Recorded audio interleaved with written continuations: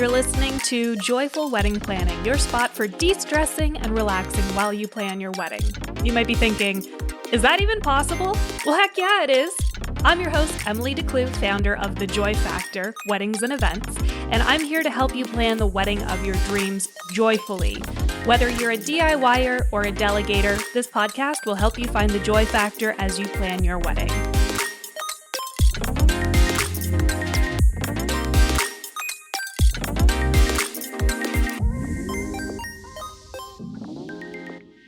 You could totally hire a day of wedding coordinator based on vibes alone, but if you want maybe like a more reliable approach to what you need to do to hire a day of wedding coordinator, I have a few different questions that you should be asking any potential vendor that you might be working with on the day to make sure your wedding day goes absolutely beautifully smooth, like a smooth peanut butter.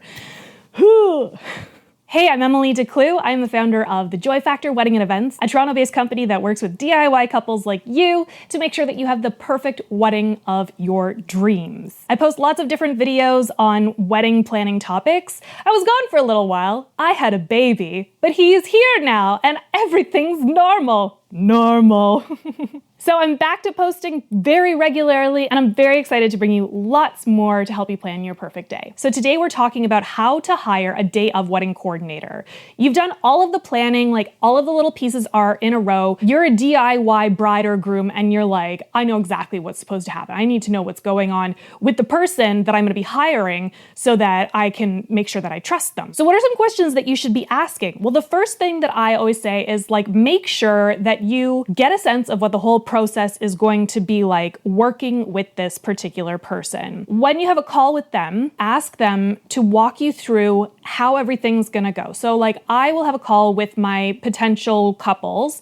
We're gonna have 30 to 40 minutes where I get a sense of like the whole vision for the wedding, and then I walk you through step by step what it's gonna be like to work with me. So that's like our kickoff call where you talk with me one-on-one for about 2 hours. It's a pretty in-depth, detailed call, and I'm gonna do a video on all of the different things that we cover too, just so that like you can prepare. If you're like, I'm not actually gonna hire a wedding coordinator for my day, like I'm gonna give this to somebody else, I'm gonna give you a list of that in a future video, so stay tuned for that. So on this call, we will go through all of those tiny little details. I take everything back and then I put together things like your run sheet, which is like your itinerary for the day. I put together anything your bridal party needs to know about, so they have their papers or they have it in their notes app or however they want to have it. And then either myself or one of my amazing coordinators will be there on the day. Now that's a really important thing that you should consider too.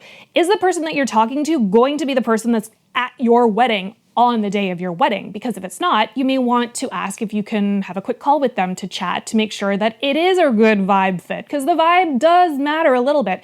But it also does matter, does this person know what they're doing? At The Joy Factor, we make sure that all of our coordinators are very well trained and they know exactly what's going on. So all of the information that they get is coming from me, which is coming directly from you. So you could get me, or you could get a coordinator, or you could get a combination of the both of us. And that really just comes down to what kind of wedding are you having? Is it a ginormous wedding? Are there lots of different transitions that we need to be managing? So getting a sense of whether the person you're talking to is going to be the person there on the day or not, I think is the first step to figuring out, is this going to be a good fit for you? The next thing is find out if they will coordinate with your vendors as the contact person. So I always make sure that my couples have my phone and email address just in case their vendors need to contact me for anything leading up to the wedding. We're not going to be going through any contract negotiations. That's all you. That's the DIY part of your DIY wedding.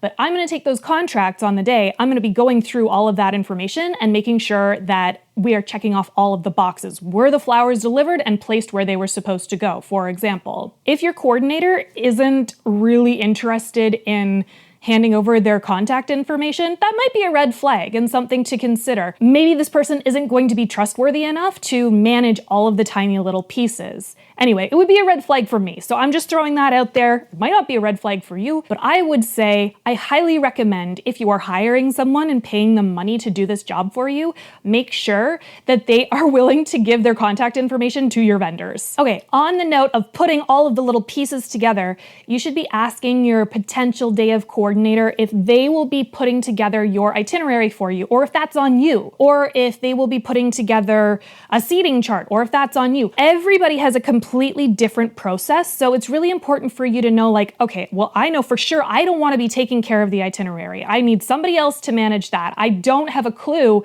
how to figure out how my grandma's going to get from this location to that location. So somebody else needs to make sure that that is all organized and the right people are in the right place at the right time to make that happen. On the day, you don't want to be thinking about that at all. All you want to be thinking about is, yay, I got married and now I'm having a party and it's going to be a super fun time. Somebody else should be taking care of those little details for you. But honestly, you might have a completely different process. Maybe you're doing your grandma's makeup on the day of your wedding. That was me. I did my grandma's makeup on the day of my wedding. So maybe you're much more hands-on, but you need someone to make sure that the overall stuff is getting done. Everybody's different, so make sure that the person that you're going to be working with, you're asking these specific questions. Okay, so depending on your comfort level, you might want to find out how many other weddings they've coordinated. This is kind of a tricky one because the person that you're hiring could have coordinated tons of different events, just maybe not specifically weddings when they're just getting started. Or maybe they're like really, really experienced. They've done like thousands of weddings. And maybe you don't love that. Maybe you don't want to just be another number. So you can see how this might make a difference in the decision that you're making. Like, do you want to be really closely involved with your day of coordinator, or do you want to be more hands-off? Like, think about these different things in the context of how you envision your day going. And finally, the last question you might want to ask is, why are you a day of wedding coordinator? What is it that motivates you? Like, why do you feel good about coordinating weddings? What is it that excites you about it? You might be surprised by the answer and you might be shocked by the answer. You never know. But it's a really great way to assess, like, is this person gonna fit me emotionally? I think that's a really important piece when we're looking at, like, how do we be more joyful with our wedding planning and how do we make sure that we're enjoying the day? So these are all of the questions. I'm going to list them all below for you so that you know what you should ask when you're doing your interviews. Because I know it can be really scary to hand over the reins to somebody else. You've done all of the planning. It's a DIY wedding. You're good to go. You know exactly what needs to happen when. It can feel really overwhelming to hand that information over to somebody else and be like, oh, okay, I guess run with it.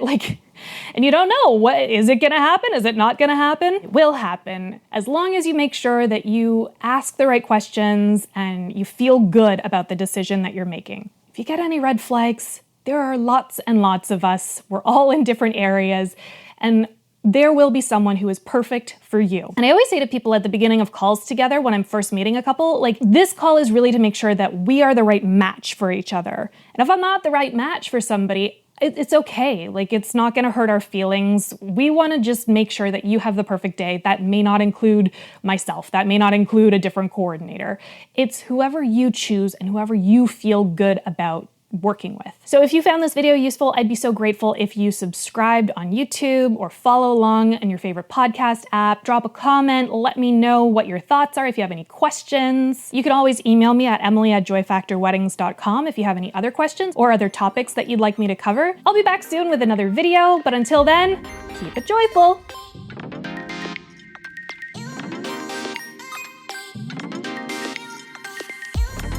Thanks for listening to Joyful Wedding Planning. I hope you got something out of this episode, and hey, if you did, leave me a review wherever you listen to your podcasts. It helps me to find more listeners just like you so that we can take all the stress out of wedding planning and go from panic to joy-filled moments. Need help to plan your wedding? Book a call with me at joyfactorweddings.com. I can't wait to help you plan the wedding of your dreams.